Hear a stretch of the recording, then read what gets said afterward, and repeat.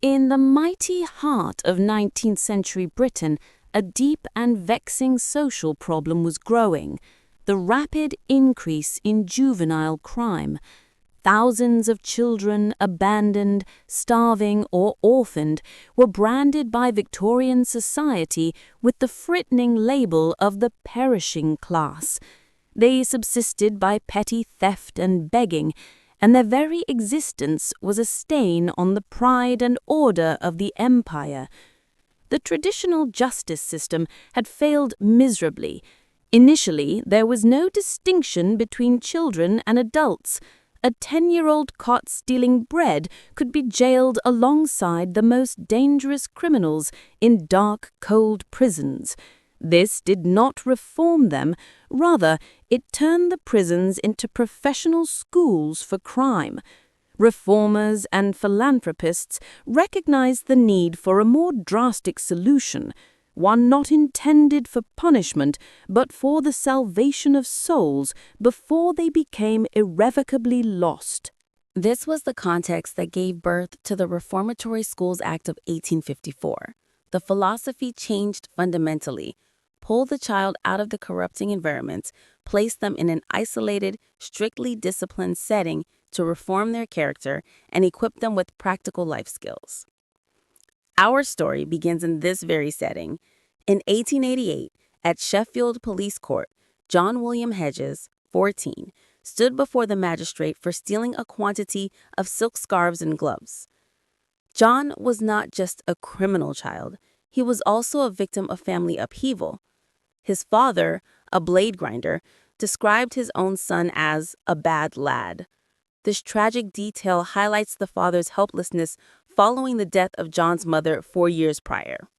The sentence handed down to John Hedges was 21 days in jail, followed by 5 years of compulsory attendance at the Calder Farm Reformatory. This was more than just a punishment. It was a radical intervention into his destiny.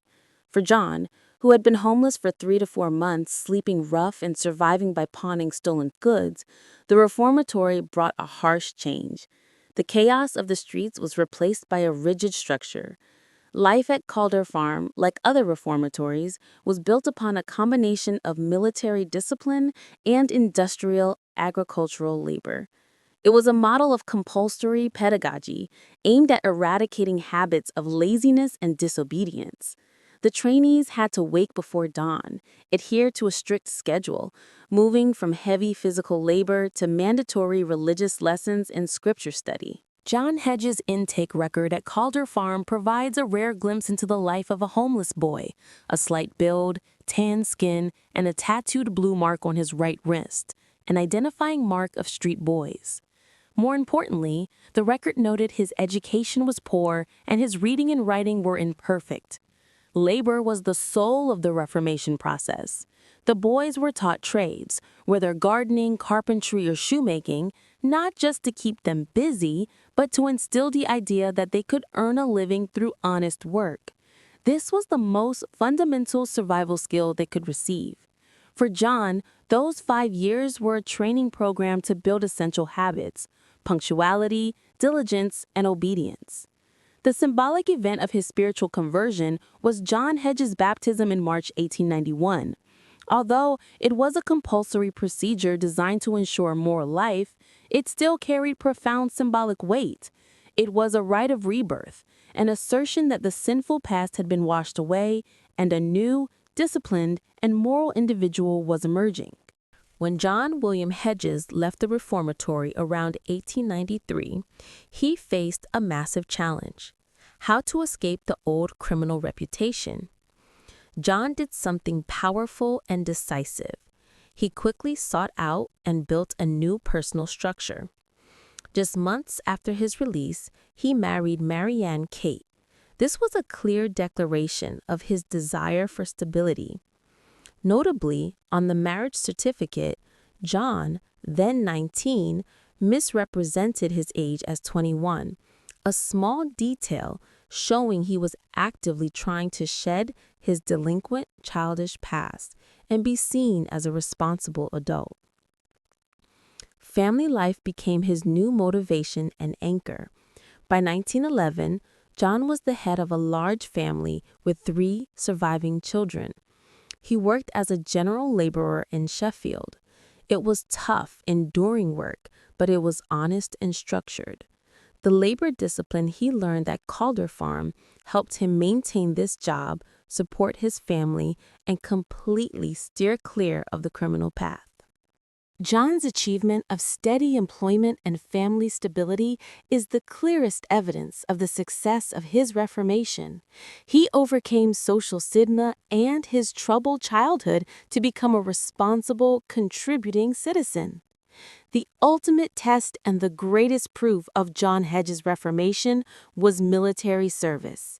His records show he was not only a veteran of the Boer War, where he contracted fever, but that he also voluntarily re-enlisted for World War I at the age of 40 in 1914. The Army, the highest disciplinary system of the empire, accepted and promoted the former juvenile delinquent.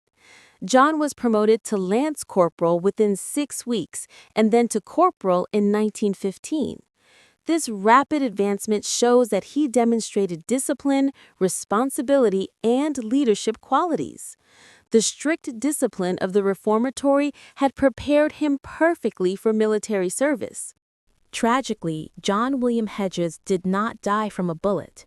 He passed away in August 1916 at a military hospital in Ireland.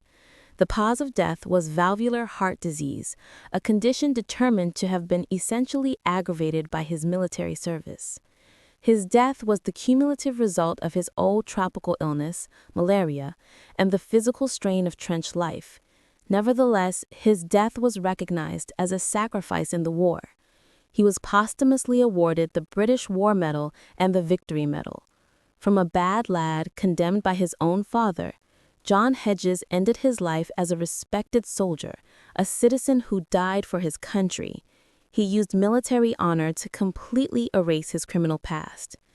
John Hedges' story is a powerful testament to human resilience, but it is also a complex reflection on the effectiveness of the Victorian reformatory system.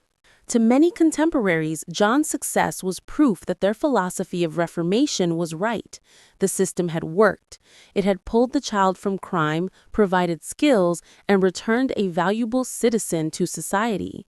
However, modern historians ask, was his success due to the system or to John's inherent individual resilience? The reformatory was merely a tool. It was John's iron will that used that tool to rebuild his life.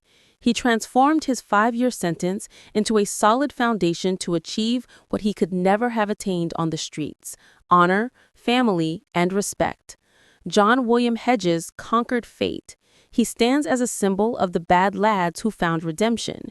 His story is not just a chapter in the history of reformatories, but an affirmation of the inner strength of humanity to overcome all stigma and circumstances of origin. He is an unsung hero who redeemed himself gloriously, forever shedding the label of petty thief to become a respected corporal in the history of the British Empire.